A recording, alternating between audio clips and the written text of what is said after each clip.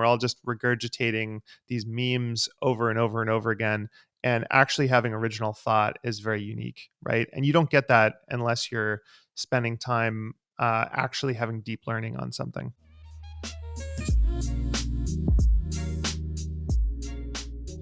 What's going on, man? Thanks for taking the time to join. Yeah, it's great to be here, guys. So where are you right now? Are you at home or are you traveling? I'm in my office in Victoria. So we, instead of having a really expensive office downtown, we actually bought a really beautiful house on a cliff in Victoria. So I'm looking out at a amazing bay, and it's super sunny out and amazing. So yeah, I really don't know why more people don't use houses as offices. It's probably going to become more of a trend now, in light of COVID and the flexibility and honestly like Starlink and being able to do high quality work from literally anywhere in the world as that continues to expand. I just imagine more people are going to buy a ranch in Idaho and go build out an amazing office, and you can have like a few houses on the property where people come and live, and you like have amazing people come in and out. I mean, it sounds like a dream. I think it sounds like a dream, but I think it's oversimplification. I think it's like saying like, oh, I'll have a baby and it's going to be awesome because it's going to have cute little feet and it's going to look like me. And they're not imagining 2 a.m. wake ups and shit. And in that instance, the 2 a.m. wake ups are you have to build fences and deal with all these logistics. You're in the middle of nowhere. You miss people. You want to go to a coffee shop. I know, Greg, you like being kind of isolated sometimes, but I'm like, I need to be in a city. I thrive on isolation. Thrive Yeah. on it. Like I love to just, in my little town in Quebec, and I look out and there's 95 acres of just like nothing basically. For me, that's the best in terms of like getting like hot, creative output is the best. Like when you're writing your manifesto, you mean? So yeah, when I'm writing my manifesto, exactly, my memoirs. Yeah. Yeah. When are you sending out the packages? When do they start? Yeah. That's when I get down to Miami. I'll look forward to getting the FBI The call pipe to where it bombs. happens. Yeah, exactly. Today's episode is brought to you by LMNT, a tasty electrolyte drink mix with everything you need and nothing you don't. That means lots of salt with no sugar. It contains a science-backed electrolyte ratio, 1,000 milligrams sodium, 200 milligrams potassium, and 60 milligrams of magnesium, but none of the junk. No sugar, no coloring, no artificial ingredients, no gluten, no fillers, no BS. I absolutely love it and how it's fit into my lifestyle. Whether you're keto, low carb, paleo, or just want to feel better and more active, LMNT is the drink for you. I drink it after an intense workout to replenish my electrolytes. I also drink it after a few too many whiskeys late at night. It totally helps with the hangovers. When you sweat, the primary electrolyte lost is sodium. Athletes can lose up to 7 grams per day. When sodium is not replaced, it's common to experience muscle cramps and fatigue. The same goes for after a big night out drinking. LMNT will fit into your lifestyle no matter who you are. Right now, LMNT is offering my listeners a free sample pack with any order. That's 8 single-serving packets free with any LMNT order. It's a great way to try all 8 flavors or share LMNT with a salty friend. Get yours at drinkelement.com/happens. This deal is only available through my link. You must go to drinklmnt.com/happens to take advantage of this special offer. Try LMNT. You won't regret it. If you're anything like me, your portfolio is a mix of the usual suspects: stocks, bonds, and mutual funds. Maybe you've even dabbled in some alternative assets, like crypto. But those investments can be incredibly unpredictable. You know what typically isn't unpredictable? Apartment buildings, rental homes, industrial facilities, places we go every day to work, eat, and live. That's all private real estate. And thanks to its historical stability, as well as its reputation as a reliable income stream, these investments could be a valuable addition to your portfolio. This is where Fundrise comes in. Fundrise is changing the game when it comes to real estate investing and making this powerful asset class easily available to investors like you and me. Their easy-to-use app lets you build a real estate portfolio tailored to meet your goals.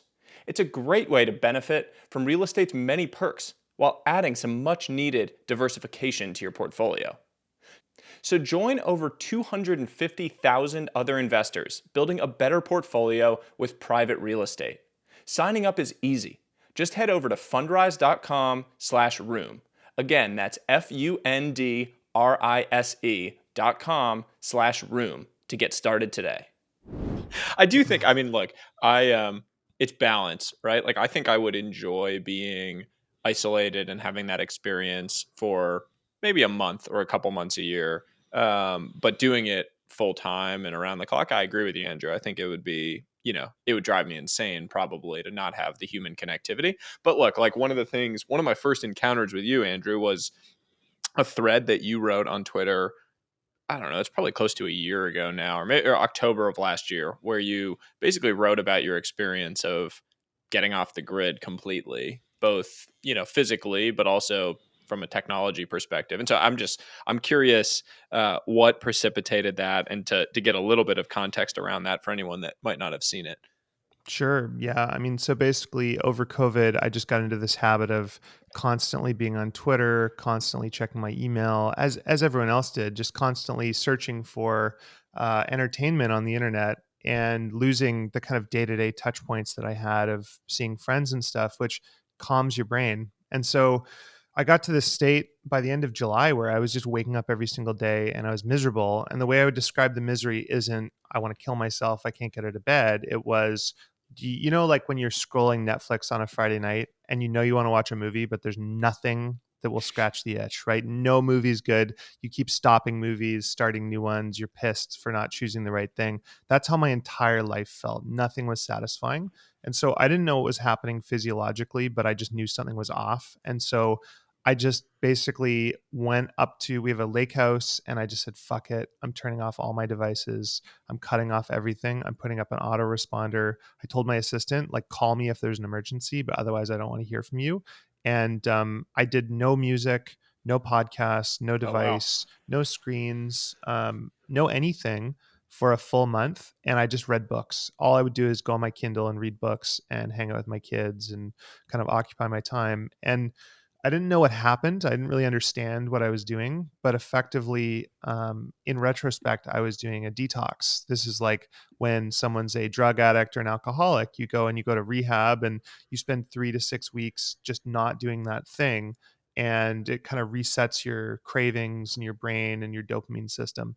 And so I got back after a month, and things that would have been very unsatisfying were very satisfying. So walking into a cafe and hearing music sounded like the greatest thing I'd ever heard.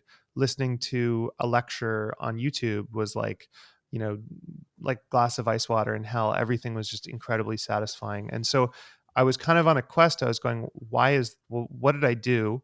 Why did this work? What's the science behind it? And I happened to listen to an interview that Andrew Huberman did with Dr. Anna Lemke from Stanford, who specializes in addiction. And I listened to it only because I have an interest in opioid addiction. I'd kind of researched the Sackler family and that whole story. So I thought maybe I'd learn something. And as I listened, I went, oh my God, like she was talking about how addiction is not just to drugs. It can be to anything that stimulates the dopamine reward system. So it can be eating a piece of chocolate. It can be scrolling Instagram, listening to music, anything that fires you up and makes you feel motivated. And um, the interesting thing they talked about was that there's this kind of pleasure pain balance. So when you first do it, when you first eat the piece of chocolate cake and you haven't done that in a long time, it's pure ecstasy. It's the best thing ever. But if you do it every week, it gets less satisfying. If you do it every day, it gets very unsatisfying. If you do it every hour, your body craves it and is in pain until it gets it. But then it's not even, doesn't move the needle, doesn't make you feel good. You're just constantly craving. And so effectively what I realized was I was a drug addict for Twitter, for dopamine, and that I needed to detox.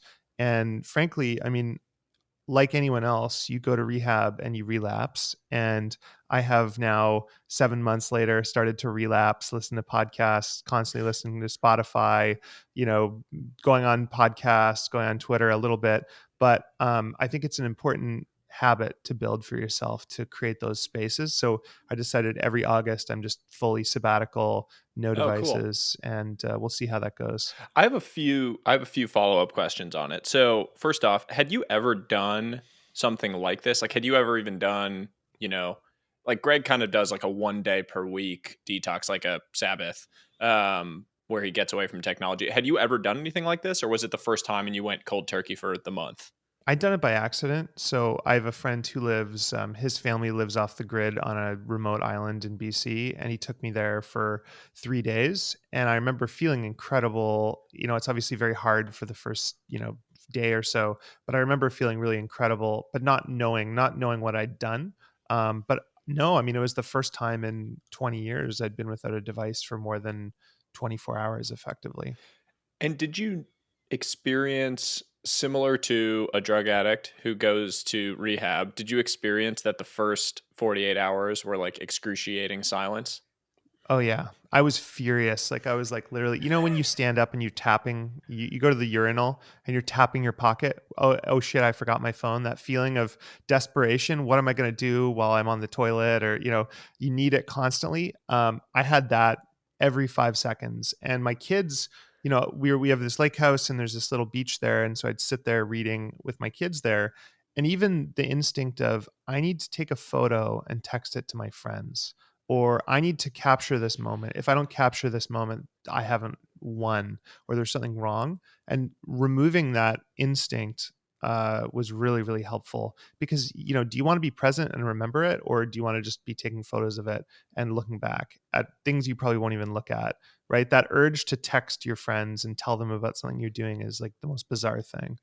I think the scary thing about what's happened with social products, like, and I've worked on a lot of the large social products.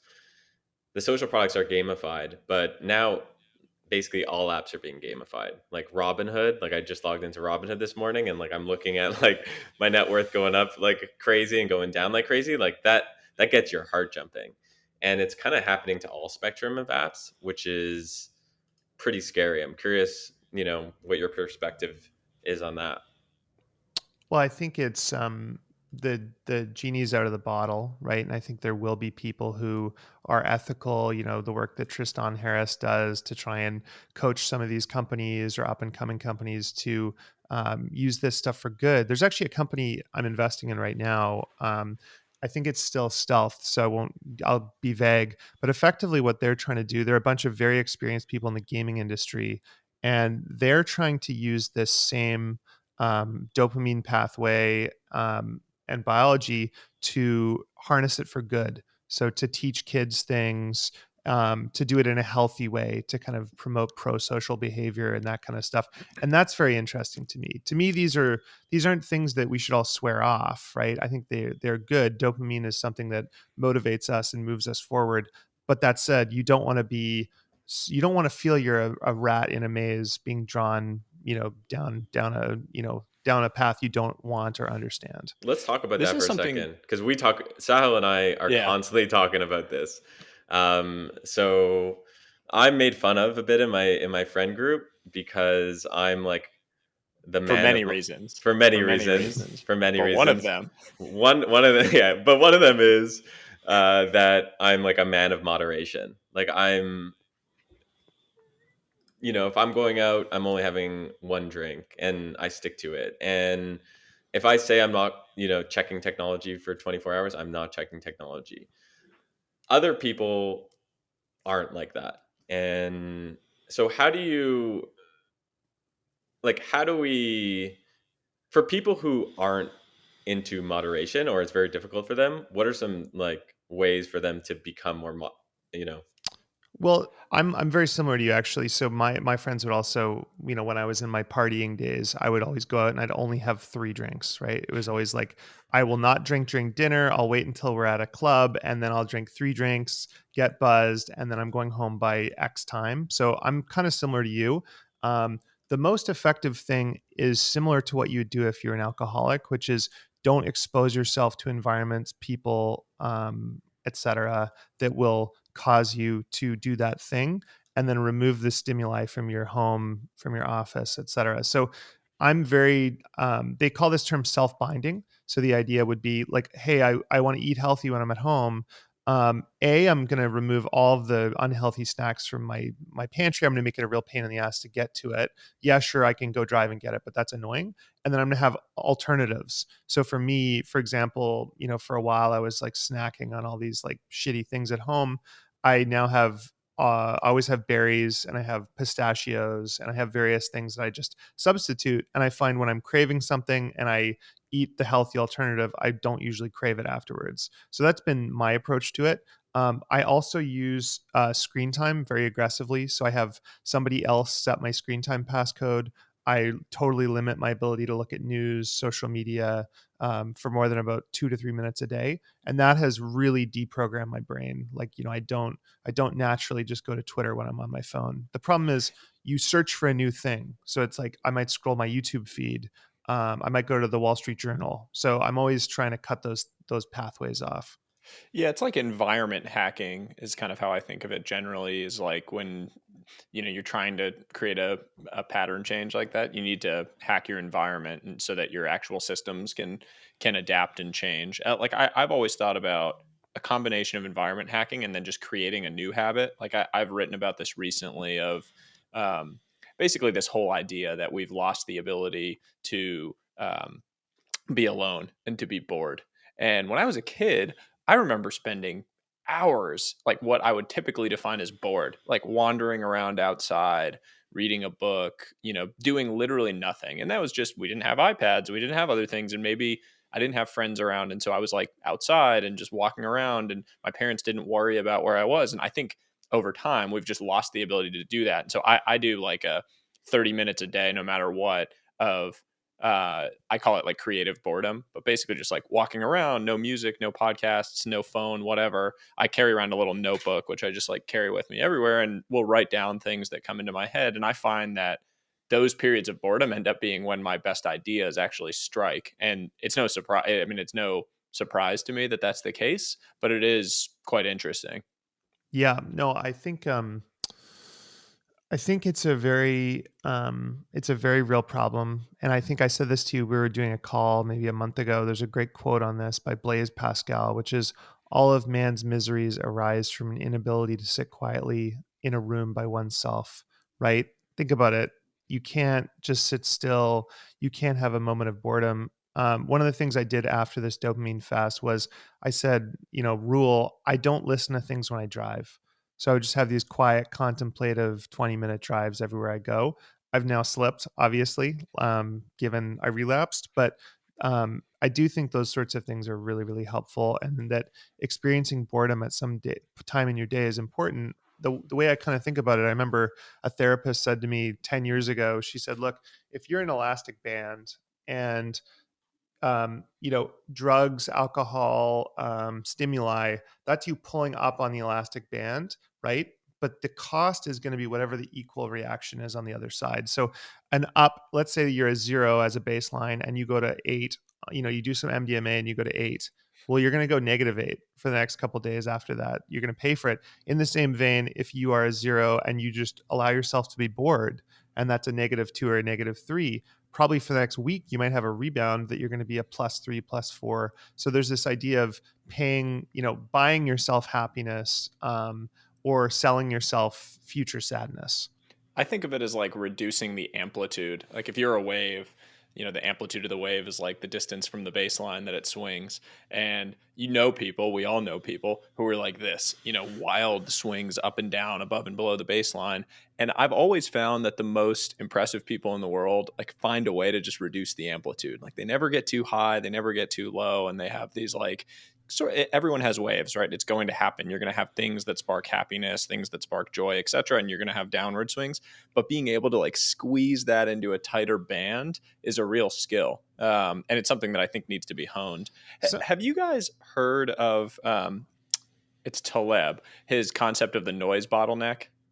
no. So it's pretty interesting, and it relates to all of this. So basically, he has this concept called the noise bottleneck, which basically says that we assume that consuming more leads to more information, more knowledge, etc. So if you're going to watch the news for 30 minutes, that's great. But if you watch it for 5 hours, that's even better because you just consume so much more information and you got more insight, knowledge, etc., and it accumulates and compounds. His whole theory is that it's actually a paradox, basically, where by consuming more information, the noise to signal ratio actually increases by bringing more and more in. And so your actual insight and knowledge goes down from consuming more. And so you need to beware with certain things of consuming more and more actually leading to an inverse relationship in terms of your growth and progress. I think it applies. So I mean, he talked about it in the context of news. I think it applies so broadly to different things that we're consuming, where like more and more actually leads to this massive bottleneck that is contrary to what you would believe. But all of a sudden you're like, oh my God, I know nothing, even though I Well, just consumed. this is the fascinating thing is you end up with cocktail party knowledge, right? So if you read the New York Times, Wall Street Journal every day, I'll be at a cocktail party and I can sound very smart for about 2 minutes on any topic, but I cannot go in depth, right? I'm an inch deep and a mile wide. And what I try and focus on, I find the times where I'm actually learning the most, I'm focused on long narratives of a single story. And I'm looking at stuff that's happened 5 or 10 years ago where you have full context and knowledge. I think looking at day-to-day news is like looking at a stock ticker and going, oh my God, it's up 1%, it's down 2%. It's not that meaningful. And what I've noticed as I've stripped news out of my day-to-day life for the most part, is that people will still tell me, right? I will know if there's a nuclear bomb that goes off somewhere in the world, or, the Twitter merger with Elon Musk. I know all the details because friends text me and talk about it. I don't need to be sitting there scanning my stock portfolio of news constantly and watching the tickers. So I really just try and focus on long form, longer narrative, and kind of rear looking. I just don't think there's any upside in looking at what's happening in the moment. The cocktail party knowledge point, there's a great paper if you haven't read it. I think it's Dan Liu on this whole thing of cocktail party knowledge. And incidentally, the people that have cocktail party knowledge, he kind of ties to like cocktail party ideas. Basically, the people that have that surface level of insight on something are also the most likely to be actively proposing solutions to problems that they don't understand in any level of depth. And it's like this fascinating phenomenon. You go to a cocktail party in San Francisco, everyone there will like talk to you and wax poetic about how they would fix, all of But the deep challenges of San Francisco politics. A lot more challenging than that. You have like surface level knowledge. It's easy to propose solutions. Well, it's also not original knowledge, right? It hasn't come from contemplation. It's come from regurgitation, where I don't know if you've had this happen, but there's often these big podcasts where I'll hear someone that gets interviewed and it's very much in the zeitgeist. So it's somebody that everybody knows, everyone listens to the same podcast. And then I'll be sitting with a friend and he'll say something very interesting and insightful. And I'll go, wait a minute, I heard this on Tim Ferriss and I heard X person say it, right? And this is the thing, we're all just regurgitating these memes over and over and over again. And actually having original thought is very unique, right? And you don't get that unless you're spending time actually having deep learning on something. Is that why, one of the reasons you live in Victoria? Like, to a lot of, especially the Americans listening, they don't even know where Victoria is, probably. They're just like, oh yeah, maybe it's in Canada, or maybe it's in the West Coast, or maybe it's like near Vancouver. But for the most part, I think it's safe to say they don't even know where it is. And I know you were, making lots of trips to San Francisco when you were growing your business. Were you ever tempted to move to San Francisco, where the center of a lot of the technology noise is? I think it's difficult. What is the Galilean relativity? It's hard to understand a system when you're part of it. And I think having distance from it actually gave me a lot of context and made me realize that the things that those people wanted were not that important to me. And I was able to be somewhat of an original because I was here. I wasn't getting caught up in all the mimetic desire of, these people raised from Sequoia. That's how I measure my worth as a person. Therefore, I need to go raise from Sequoia and move to San Francisco and be in YC. So I think it saved me. And I don't think I'd have a profitable at scale business today if I had moved to San Francisco. Did I ever get tempted by it? Absolutely. Was I intoxicated by the excitement of being there? Yes.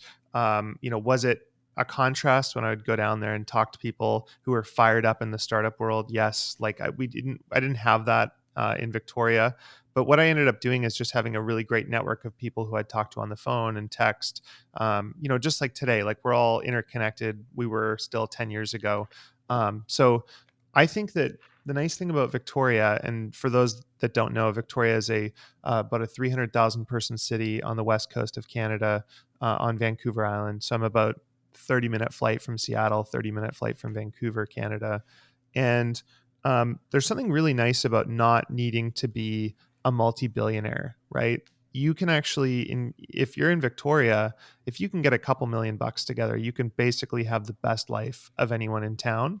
And there's just not this endless ladder of achievement. And so I felt like I won the game 10 years ago. And from that point on, it was like, okay, now I can think about, higher pursuits or whatever I want to focus on. Whereas if I'd been in San Francisco, I mean, I've got friends that are worth 200, 300, 500 million, and they're still striving because they're not worth a billion. I had one guy, he's worth $2 billion, and he goes, this person's so rich. And it was someone with $20 billion. And I said, like, what? Like, what can they do that you can't? And the guy goes kind of quiet and glassy eyed for a second. And he just goes, super yacht.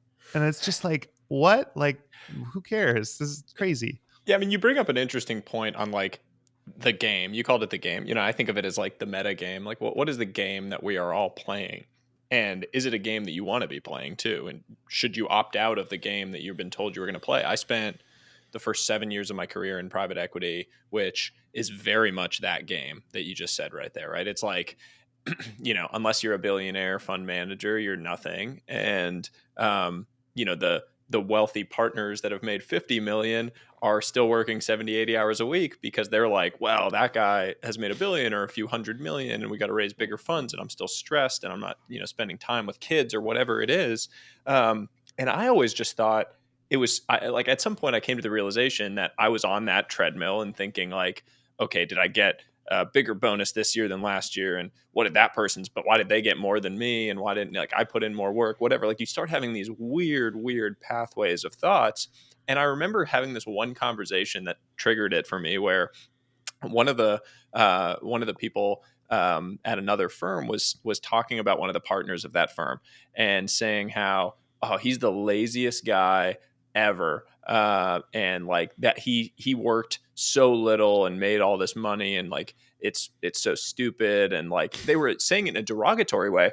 And I said to the guy, I was like, wait, doesn't that just mean that he won the game? Like he won the game. He made more money than everyone else by working way less. That sounds like an awesome thing. But there was this glorification of like the hours worked associated with getting there that just felt out of whack to me. So I just realized like, man, what is the game that we're all playing and why are we playing it? Totally. It's insane. And I mean, I don't know if you guys have read Wanting by Luke Harding or are familiar with Mimetic Desire. Are you guys familiar? So effectively, just high level, you want what the people around you want, right? So if you're a comedian, you want a Netflix special. If you're a musician, might want a Grammy.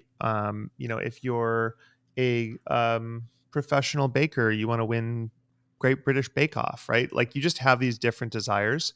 And the concern I have whenever I'm competing in a game is I end up wanting the things that everyone else wants. So here we all are with nice hair, right? We're all going to play the hair competition game, make sure we always have nice hair.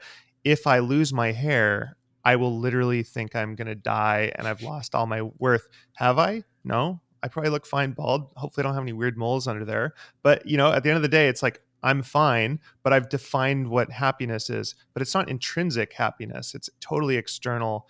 And it can be any metric, right? You talk to people and they're like, what plane do you have?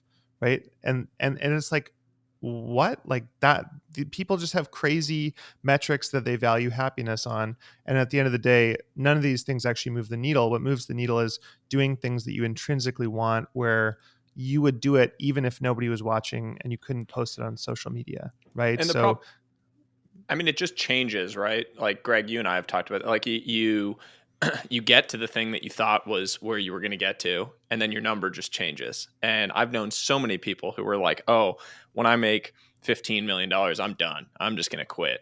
And then they make 15 million. And then they're like, well, if I just got 50 is the number where like, I'll just quit. And then they get to 50 and it's 150. And no matter what, the future that you're working towards just changes. The number just changes. I mean, it's the hedonic treadmill, right? It's like this whole idea that we just adapt, and happiness above $100,000 is like scientifically proven to not fundamentally change above 100,000 a year, where you can like basically get all the baseline things that you need in life and to take care of your family. At that point, the only thing that changes happiness is big changes. So like you get the second house and all of a sudden you're like, oh, sick, I got a second house. I'm a baller. This is great. And then a week later, you're bitching about how it's hard to maintain.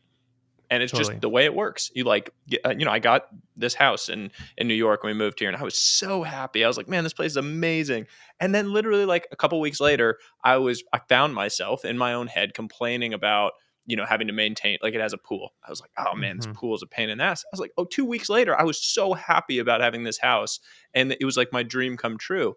And you just find a way to adapt to it. Well, and this And it is makes also just accepting that misery is the human condition, right? That's the baseline. That's zero, right? And you're always going to go back there.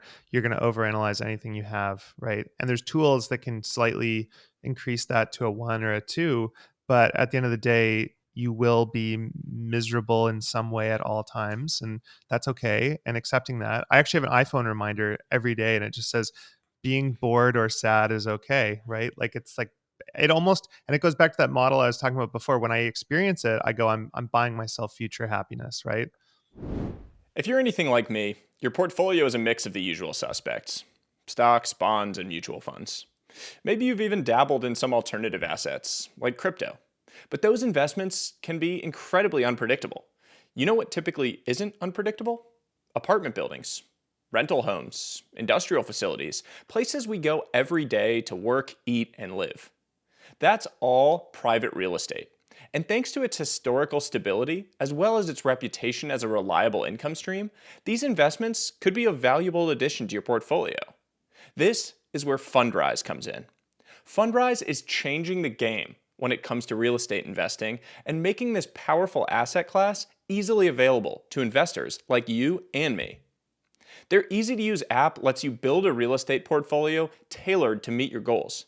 It's a great way to benefit from real estate's many perks while adding some much-needed diversification to your portfolio. So join over 250,000 other investors building a better portfolio with private real estate. Signing up is easy. Just head over to fundrise.com/room. Again, that's fundrise.com/room to get started today.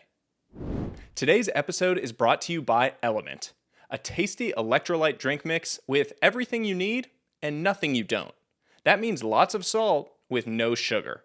It contains a science-backed electrolyte ratio: 1,000 milligrams sodium, 200 milligrams potassium, and 60 milligrams of magnesium, but none of the junk. No sugar, no coloring, no artificial ingredients, no gluten, no fillers, no BS. I absolutely love it and how it's fit into my lifestyle. Whether you're keto, low carb, paleo, or just want to feel better and more active, LMNT is the drink for you. I drink it after an intense workout to replenish my electrolytes. I also drink it after a few too many whiskeys late at night. It totally helps with the hangovers. When you sweat, the primary electrolyte lost is sodium. Athletes can lose up to 7 grams per day. When sodium is not replaced, it's common to experience muscle cramps and fatigue. The same goes for after a big night out drinking. LMNT will fit into your lifestyle no matter who you are. Right now, LMNT is offering my listeners a free sample pack with any order. That's 8 single-serving packets free with any LMNT order. It's a great way to try all 8 flavors or share LMNT with a salty friend. Get yours at drinklmnt.com/happens. This deal is only available through my link. You must go to drinklmnt.com/happens to take advantage of this special offer. Try LMNT. You won't regret it. So how do you build slow? Like for both of you, I mean, this is a question for both of you guys, because my wiring, as Greg knows, and we have a lot of conversations about this just as friends, because I've learned a lot from him on this front, is like my wiring is balls to the wall, for lack of a better way to put it. Like I just want to go put my head down and run through a wall at whatever it is I'm doing. And it drives me insane sometimes because I take on way too much. I'm not good at saying no to things. I chase every opportunity rather than being deliberate about the best opportunities to really take on and the ones that are going to optimize my situation and happiness. It leads me down a lot of bad paths. You guys, I perceive, both you, Andrew, with Tiny Capital, which I want to hear you explain more about, and Greg with, everything that you're working on now, I think are both really deliberate about what you take on, what you say no to. And I'm just curious how you've developed that instinct and what advice you'd give to people that are trying to kind of get off a treadmill and make that change. Well, I mean, I've been doing this for 17 years, and I'd say the first 7 years were me literally any business idea. I had no idea how to filter out good and bad. I would just do it. And it would drive my team insane. I would throw spaghetti all over the wall and nothing would stick. And I would pursue all these stupid business ideas, say yes to everything, and have shiny object syndrome. And after a very long time of doing that, I realized that it didn't make me happy and that I was basically the guy walking into the gym and trying to bench press 300 pounds on day one. So over time, I just learned that makes me unhappy, and I started learning the skills of saying no and filtering out the bad ideas. So for me personally, I just had to learn it over time. It just took time, and I went through all that same stuff of being miserable, being overscheduled, saying yes too much, starting dumb businesses, everything. So that for me, it's just the only way I seem to be able to learn is to stick forks in electrical sockets and figure it out. For me, I would say it comes natural to me. I remember in the third grade, I got glasses. I had to wear glasses. My mom bought me these. I think they were Ralph Lauren glasses that were designer and they're really expensive. And I don't know if I didn't come from a poor family, but like it was a lot of money to sort of spend on it. And I remember we went on a class trip the next day to Quebec City, and we're on this boat, and it's like me and my three best friends, and we're kind of on the railing just kind of looking around at the city, and all of a sudden I can feel my glasses falling down, and I just remember everything kind of like stopped, and like my glasses were falling down, and I had just told the story to my friends how these like were expensive, and I kind of felt bad about it, and like I was like in my mind, I was like, no, and all of a sudden like glasses hit the ocean, and I just remember thinking to myself, I could either be upset about this or just accept it for what it is. Like I'm not gonna jump into the ocean. Like I'm not, it's freezing in there and it's gone, right? So I think like naturally I've always had that just built in. I will say though, when I moved to San Francisco, unlike you, Andrew, like I, grew up in Montreal, and the weird thing about Canada is you're kind of like you're so close, right, to America. Like Montreal is it's 40 miles. It's a 40-minute drive to the New York State border. So you're so close. You're looking at like the center of the world, New York, New York City. And but you're not there. So I moved to San Francisco because I was like, all right, I want to be in it. And I got caught up with the noise. And why I think it's important that people have a Victoria or have a my small town in Quebec, is because it's important to kind of spend a few minutes, months, weeks, whatever it is, to just sort of center yourself and be like, what really matters to me. Well, But how do you I mean to this is that like broader point, how do you avoid the like comparison trap? Because like for Andrew or for you, Greg, if you're going to do things slow and feel really fulfilled from doing that personally and individually, I think that's amazing and a great thing. And you're going to you can compound wealth over the long term with something like Tiny, and you're building and you're trying to build something enduring and sustainable and lasting. But the challenge I've always faced, and I think that a lot of young people face, is you're constantly hit with this barrage of like, to your point earlier, Andrew, so and so raised from Sequoia at $1 billion after launching the company, 2 weeks ago. Paradigm investing at $1 billion for some new crypto thing that my friend started. So and so made Forbes 20 under 20 or whatever the latest accolade is that Forbes charges for to put people in. No offense to, well, actually, I guess offense to Forbes. How do you avoid that aspect of it? Well, I think two things. One, I realized what it meant. So I've always thought that raising money, at first I'd be impressed. I go, oh, wow, Sequoia invested $1 billion valuation, the $100 million. You go, oh, wow, did they sell their stock? They got $100 million windfall. And it's like, no, no, no, no. Like Sequoia, who are like the most intense MFers in the world, just joined the board. They're going to hold a gun to that person's head and say, you need to grow your company 300% a year. You need to spend as much money as possible to go there. And that CEO's life is shit. That's the equivalent of somebody saying, I'm going out, I'm putting myself into personal debt, and I'm getting credit cards at 30% annualized interest, right? To me, I'm just like, oh, no, I don't want that once I knew what it was. So that was fine. And the cool thing about what I did, and I'm sure Greg has had the same experience, is my business, MetaLab, was selling pickaxes to gold miners in Silicon Valley. So we would provide the services to help them build their business, design, development, et cetera. And we didn't take the risk. So whether the company fails or not, we're not risking alongside of them. And I got to be a fly on the wall in a lot of these board meetings and conversations and see the tremendous stress and misery that these founders were under.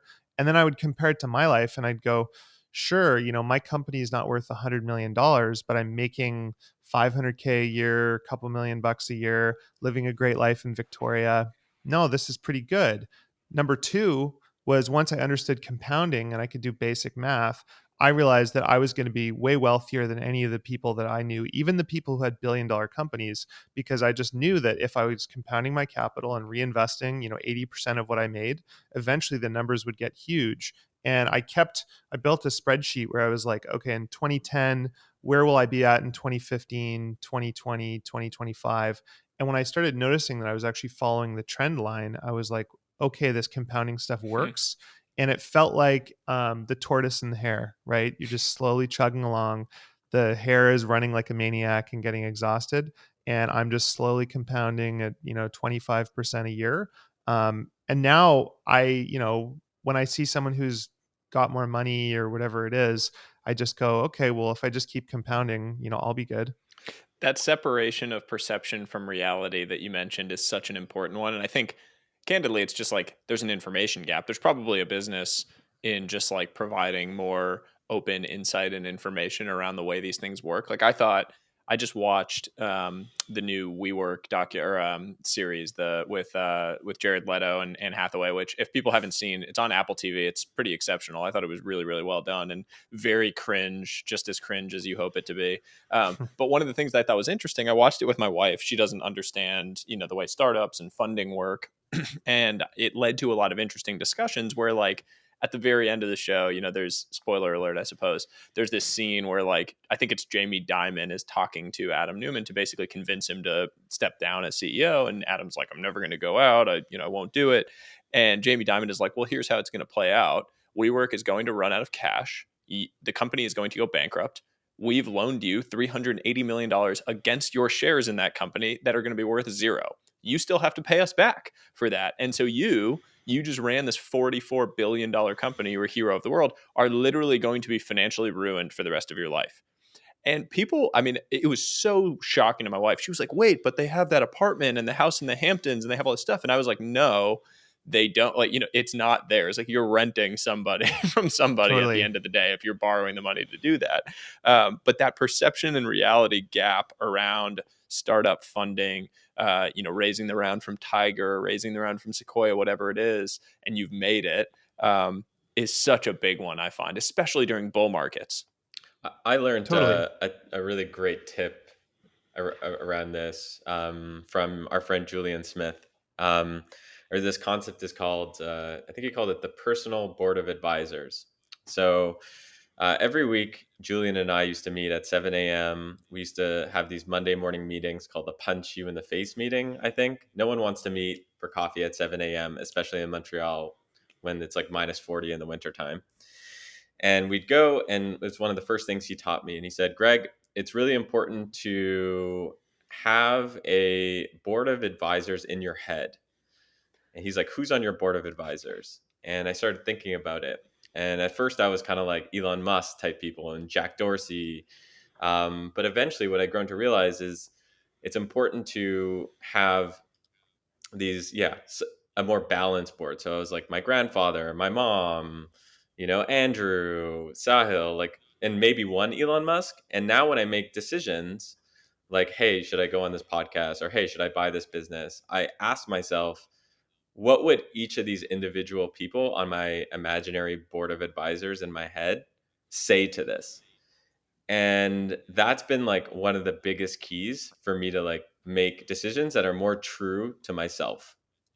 I love that. I think one of the biggest problems is that everybody hypothetically wants to be Elon Musk. They want the celebrity and the glamour and the genius of it. But if you've read interviews with Elon Musk, you can see that the guy is very, I think, probably troubled and has a very difficult life, very exciting life, very true to himself. Glad he exists. But when I look at his life, I go, "Oh my God, I could never do that. I think it would make me incredibly miserable." And that's the thing, is finding people who you believe are not only authentically happy but similar to you. So one of the errors that I made was in 2012, 2014, I sold a business, was sitting on a bunch of cash, started reading about investing, and read about Buffett and Munger, and it blew my mind. I loved it. I started worshiping these two guys, and I started copying everything. So literally structured our business, operated the exact same way they do, everything I could do. And I thought what I would want was their life. And their life is they sit on their ass and they read 10Ks and books all day. And I tried that for a while and I hated it. I realized that I'm still entrepreneurial, I'm extroverted. I would say, maybe those guys are a little bit on the spectrum. They just want to absorb data. That's not me. And so if you worship someone, I think you can learn a lot from them, but you don't necessarily want their life. And I am still trying to find that person. Like who do I want to be when I grow up? And I think it's so helpful to just be like, yeah, my grandpa. I really like my grandpa. What would he say, right? Versus trying to be Elon Musk. I've always thought, to that exact point, I've always thought one of the most helpful sort of like hypotheticals that I've played out in my own mind is take two different people. One person, extraordinarily wealthy, has made $200+ million, but is like sort of known as kind of an asshole, like a scumbag. People don't want to spend time with him or her. Don't like the person, sort of known as like a shady operator, just generally like super rich, can afford literally anything in the world. The money's good, but not really like someone that people want to hang out with or spend time with, or not someone that is well respected. On the other end of the spectrum, a person who has very little money, or like not a ton of money, enough to be good and healthy and pay for things, but not rich. $1 million net worth, $500,000 net worth, can live in a city, but not lavishly wealthy by any means, but is extraordinarily well respected. Smart people just flock to the person, want to spend tons of time with them, want to ask for their advice, perspectives, ideas, brainstorms, etc. Always sought out. Where do you exist on that spectrum of who you would want to be? And I think it's a spectrum. I don't think it's one or the other. I always ask the question as a hypothetical one or the other, because it's interesting to figure out which side you more closely align to. And for me personally, I would much rather be the latter. I would much rather be, because what I care about most deeply is not money, actually, or fame or any of those things. It's getting to spend time with smart people. And that is what I find the most energy from, is like things like this, where I get to sit here and for a job, I get to talk to two really smart people. And that is insane to me. And it's a massive privilege. But that realization for me has clarified a lot of things, because then it means that I don't want to chase money for the sake of money. I want to do things that are going to get me in rooms with really smart people. And I want to do interesting things that maybe attract smart people into my orbit, and do things, the right way, hopefully, quote unquote, that allow me to be the type of person that smart people flock to as well. Do you guys know, there's this friend of mine, Nick Gray. Have you ever heard of this guy? Oh yeah, for sure. I'm Nick? here. Let's give Nick a quick shout out, because I have Yeah. right over here. Dude, I have that too. I What got is it this? bound and printed. Okay, so Nick is somebody that I've been following for probably 15 years. There's all these people in New York who I was friends with on Tumblr, and so for years I kind of just passively followed him. Really interesting guy. I actually at one point stayed in his apartment while he was away, and I've just kept track of this guy for a long time, and he started what's called Nick Gray's Friends newsletter. And he sends this out, I think, every month. And it's basically just, here's all the interesting shit I've done, right? So it could be, hey guys, I bought a Tesla. Here's me video reviewing it. Hey guys, I learned the perfect way to do a kettlebell swing. Hey guys, here's my breakfast routine. And he's actually just written a book that I don't know if he's cool with us talking about, but basically I'll just broad strokes, it's a very good, well written book on how to socialize, how to build meaningful connections with others. And one of the things I've found is that the richest people do not necessarily have the richest lives, right? In fact, great wealth often isolates. They have security teams, they don't trust people, people are always pitching them. The most interesting people are the ones that actually find creative ways to use small amounts of money to live a really great life. And this is something I've thought a lot about recently, of like, what are the things that have actually made me happier? And for example, one of them is I just host lunches. I host lunches, I rent out a restaurant, I have a whole bunch of interesting friends come. I put out down name tags and get people together. And I love connecting people and being around smart people. That's it, right? To me, that's the ultimate way to use money to be happy. But that is not something that's expensive, right? You don't need to be a billionaire to do that, right? And then you think about like, well, if you're a billionaire, what would the version of that be? Okay, we're going to fly to the Galapagos Islands on my G6 Mm-hmm. and we're going to stay in a crazy fancy hotel. Well, maybe that's worse because everyone feels indebted to you and they're awkward about it. And there's all this status. Like, I think wealth just in many ways just makes that stuff worse.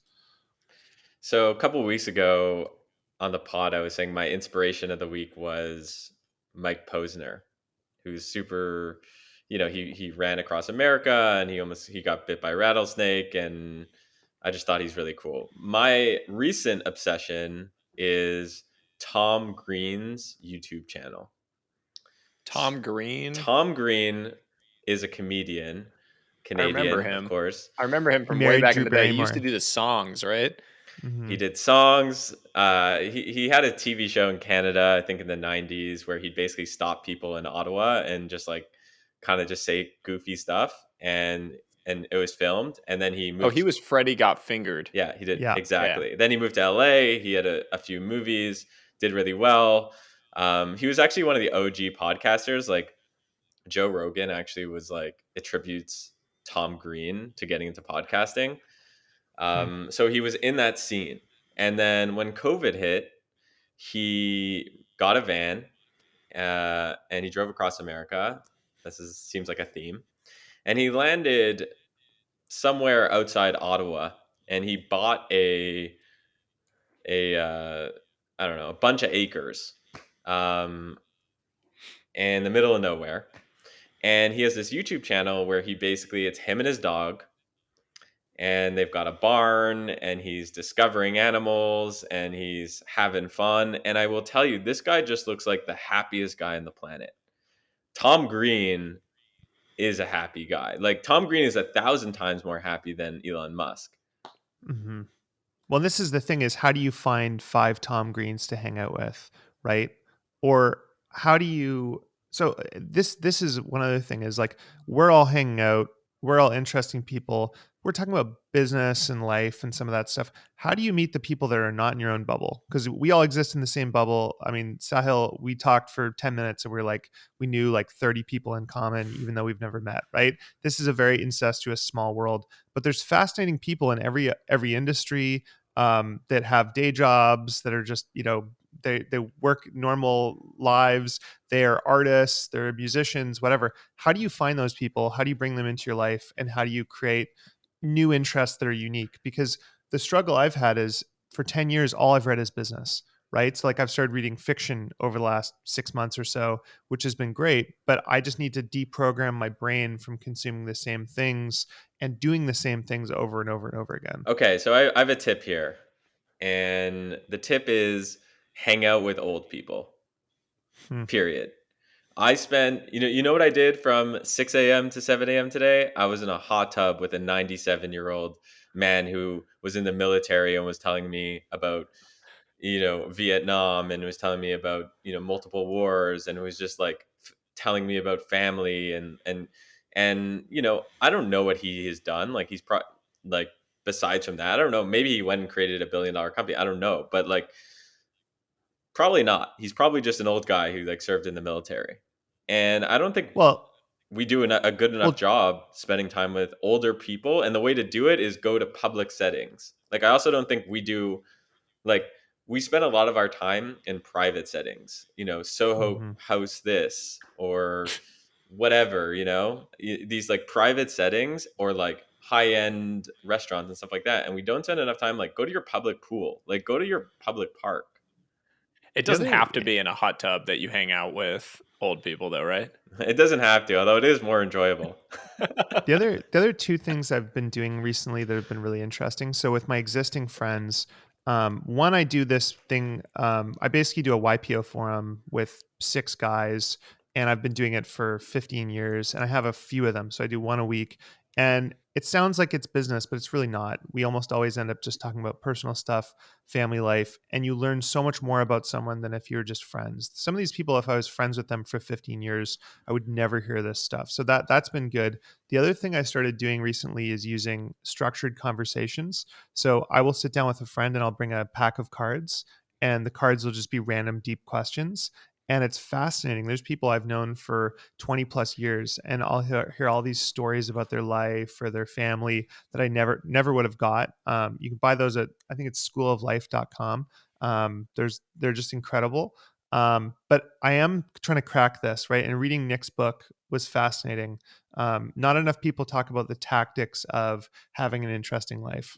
Well, it's also just about being interested. Like it's so easy to go through your own life thinking about like who can benefit me Mm. and having this like transactional mindset. Whether or not you are truly transactional, a lot of us have a transactional mindset. So you get into an Uber and you're like, I'm going to a meeting, with some important person. And the whole time you're in the Uber, you're thinking about whatever the important person is and what you're trying to, whatever deal or whatever trade you're trying to make with them, and you lose sight of the fact that the Uber driver might have a really interesting life story. And if you just ask them like, hey, how's your day going? Like what's been, causing you headaches? Like what's interesting? Whatever, you end up having this amazing conversation. Like Greg with the old guy in the hut. Like if you didn't say hello and ask about his life, you'd never learn all these interesting things. I've often thought about it in the context of like going to bars alone. I think personally, every single person should have at least one dinner by themselves per month. Just like go out by yourself and sit at a bar, talk to the bartender, talk to random people sitting there. It's weird in America. People will look at you and be like, why are you talking to me? But in most cultures in the world, it's like super normal and great that you're talking to your neighbor and people around you. And so it's something that needs to adapt in American culture. And it's actually coastal American culture. If you go to the Midwest and you go to like a local bar, everyone wants to talk and people are super friendly. So I think it's something about like coastal culture. You're supposed to like keep your head down and do whatever, whatever it is you're up to. I've often dreamed, and I think I will do this at some point in my life, of taking like 2-3 weeks or maybe even a month and driving around to different parts of the country and just like staying in random places and doing a night or two and just going to like the local dive bar and the local pizza shop and just sitting and talking to random people and like maybe Totally. documenting it, maybe not. But I like read a book that someone did that, and it was written about trying to understand how Trump won, and they went and like drove across America to all these different places and did this.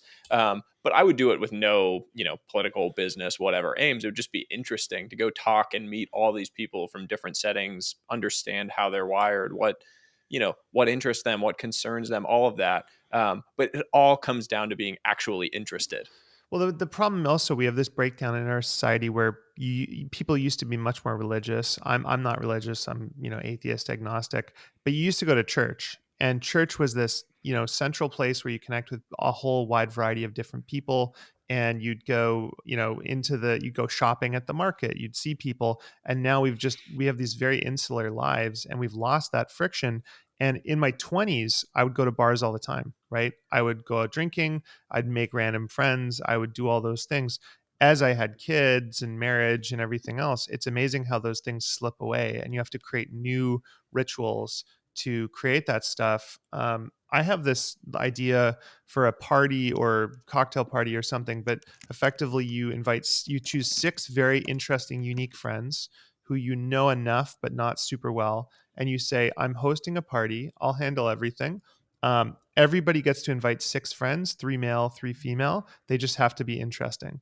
and you end up with this mix of people. And like, I want to do stuff like that. I just want to do these hacks to meet people I wouldn't otherwise know, because otherwise you end up in this very sad state where, in your 30s and 40s, your friends dwindle down to this core group, and it's lovely, but you're just not getting new people in.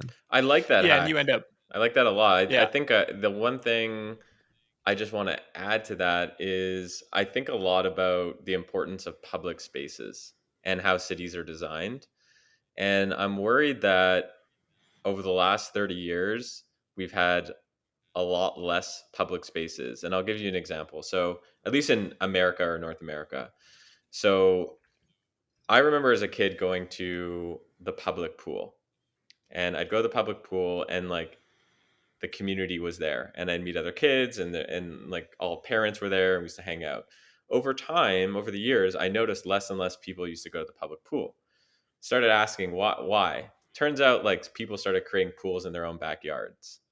They wanted private pools. And then the trend became like the privatization of these like public goods. So Mm, I worry about that a bit. Like I think it's important that we invest in our public spaces so that it isn't just like cocktail parties in houses, and yeah. Hmm. also public events. What do you guys think of You know that? what I think it's brilliant. It also all relates to one of my favorite. Have you guys? Do you know who Jonathan Haidt? Hmm. Haidt. He's like an amazing writer, author. He writes for the Atlantic now. Um, and he had, he like this general piece that he wrote that was really well known around like basically how we've become so fearful. And this was about American society, but we became so fearful about our kids, and I think it ties to this, Greg, of like privatizing everything because we suddenly got scared that our kids couldn't be out. Like, no, you couldn't go to the public pool on your own. I mean, when I was a kid, I used to just walk to the pool and like meet my friends there. And I was probably like 8 or 10 or something. I would just go. I didn't have a cell phone. Like, my parents didn't know where I was. I was just gone during the day, and then I would come back. And there wasn't this intrinsic fear. And then all of a sudden, news cycles start changing about like child abductions, and cell phones are hitting you with all this stuff, and now every kid needs a cell phone by age 7 so that they can be tracked and monitored at all times. Like, you put a baby monitor on your kid that has like a heart sensor and all. Yeah, it's just like insane proliferation of like tracking and fear of what's going to happen if we're just out in the open. And so I think part of it, Greg, is that like we've developed this fear of public spaces, so we brought everything back into these private spaces where like, oh, the town pool is not safe because my kid can't walk there, so I'm going to have a pool here and he can have his friends here. But suddenly you lose your independence, you lose the exploration that was so transformative to how we thought and grew and developed as kids, and that scares the shit out of me, like raising a Totally. child now. I remember like really key moments of independence where my parents would be like, "Okay, you want to go to the computer store? Like, go downtown. There's a payphone here. Call us when you get there, and we'll see you in 4 hours." Right? And I would go off, and I would just feel so confident and independent. And I never had any problems. And I think that today that would be seen as kind of insane. And I think it's because we've been watching all these movies where every time you see an old man at the park, he's a pedophile and he's going to abduct your children, and there's pattern matching. I've found myself do this, right? I'll be at the park, see some old guy reading and go, is that a creep? And it's kind of like optimizing your life around a jet engine falling out of the sky and killing you, because that's how likely that is to occur, right? It's like the odds of being in a terrorist attack or something else are just so much higher. It's not even worth thinking about almost. You're more likely to be your kid's more likely to die in the pool in your backyard or falling down the stairs than any of those, kind of silly fears. Yeah, I think if you mapped the things that people are afraid of versus the things that are actually risky, it would be absurd. There was like the whole stat post 9/11 where plane flight, like no one took plane flights because everyone was scared of another terrorist attack. And so people stopped flying, and the miles driven that year went through the roof because everyone started driving places. And the number of additional traffic accidents and deaths that happened from those additional miles driven was like far in excess of the number of people that had died in 9/11. And it's not to make light of it, but it's an amazing fact of like the human Hmm. inability to weigh and balance risks like that, where way more people died from 9/11 as an indirect result of people being scared all of a sudden because of the news cycle around what terrorist attacks had done to the world. It's crazy. Crazy. And at the same time, even like Nick, I remember Nick and this guy that Greg and I know invited me to a party in New York, and I didn't end up going. I was busy, but I was scared to go. Mm. Right, the idea of going to this party where I don't know anyone and there's all this social anxiety. That's how insular we've become. Right, I'm an extrovert. I love meeting people, and I was like terrified to go to this party. I just had a conversation with, you guys know Tim Urban. I just had a conversation with him about this exact thing of how he was like, I love being alone, but I was on this trip and I was like the fifth wheel there were these random groups. And suddenly I noticed myself being all like self-conscious that they were looking at me, and it started pissing him off that he was feeling that way. Like he realized he was feeling that way. It started annoying him that he was feeling that way. And like, it's the spotlight effect is the name of the bias, where we assume everyone's looking at us constantly. The reality is no one really cares about you. Everyone's just thinking about themselves. Well, and if they have a bad time with you, they will assume they said something stupid. It's not because you were stupid or whatever it is, right? That's the craziest realization. So true. So true. Well, man, look, this was so much fun and so much like wider ranging and personal than I had expected it to get. A very, very interesting conversation. I'm glad we got to have it. And again, to the point of me feeling privileged, I am constantly astounded that I get to have these conversations, quote unquote, for a living. So thank you so much for taking the time and joining us, man. Yeah, that was awesome, guys. That was really fun. Thanks, man. And we need to link to Nick Gray's newsletter. I just subscribed to it, but it's nickgray.net is the website. I just subscribed to his Join My Friends newsletter. And people can check it out and hopefully learn from it as much as you guys have. Cool. Awesome. Cool, guys. That was fun. Thanks so much for listening to today's episode. If you have any questions that you want featured in a future episode, email us at hi@trwih.com. Leave us a review at Apple or Spotify to help us grow the reach of this podcast. Until next time, we will see you soon. Don't let them see your joy, cause they just want you in that same old predicament. Misery, love a company, think on it, pray on it. Sip a cup of tea. Never let the world be broken in the borders.